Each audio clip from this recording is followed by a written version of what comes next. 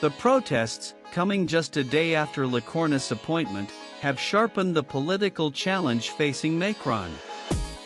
Opposition parties accused him of disregarding voter frustration by installing another loyalist. Protesters blocked roads, lit fires, and clashed with police tear gas on Wednesday in Paris and other cities across France, aiming to put pressure on President Emmanuel Macron by giving his new prime minister a fiery test. The Interior Minister reported nearly 200 arrests in the early hours of the nationwide demonstrations. Despite falling short of its declared goal to block everything, the protest wave, which had grown online over the summer, triggered pockets of disruption across the country. Some 80,000 police were deployed to dismantle barricades and make swift arrests. Interior Minister Bruno Retailleau said a bus was torched in the western city of Rennes and damage to a power line disrupted train services in the southwest. He accused protesters of trying to create a climate of insurrection. Even so, the unrest appeared milder than previous crises that have shaken Macron's presidency. His first term was marked by months of yellow vest protests, and his second term has already faced nationwide anger over pension reforms in 2022 and widespread riots in 2023 after police fatally shot a teenager on the outskirts of Paris. The unrest erupted after days of political turmoil following Prime Minister François Bayrout's defeat in a parliamentary confidence vote on Monday. Bayrou, who had unveiled sweeping austerity measures including cuts to public holidays and a freeze on pensions, resigned soon after the loss.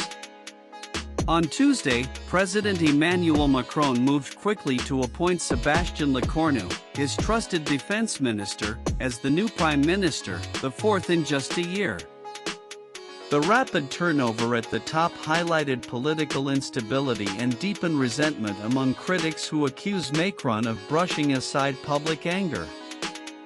Unions and organizers of the protests argued that Bayrout's departure did nothing to address their concerns. The fall of the government is good, but it's insufficient, rail union Sudrail posted on X.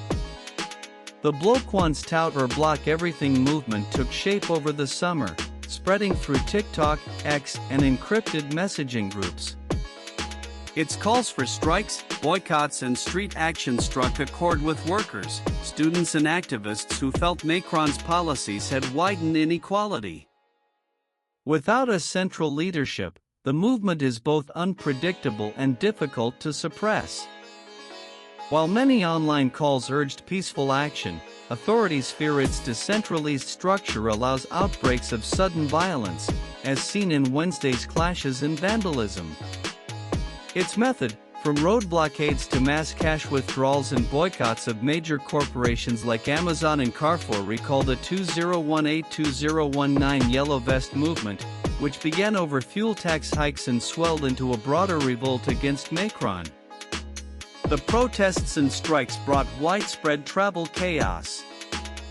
Train and air traffic faced disruptions, though officials insisted that most metro, tram, and high-speed TGV services would continue to operate.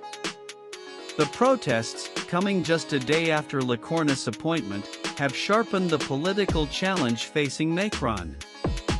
Opposition parties accused him of disregarding voter frustration by installing another loyalist.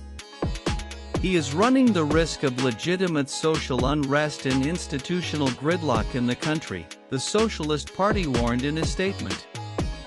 Jean-Luc Mélenchon, leader of the far-left France Unbowed, dismissed Lecornu's appointment as a provocation. Only Macron's resignation can put an end to this sad comedy of contempt for parliament, voters, and political decency, he wrote.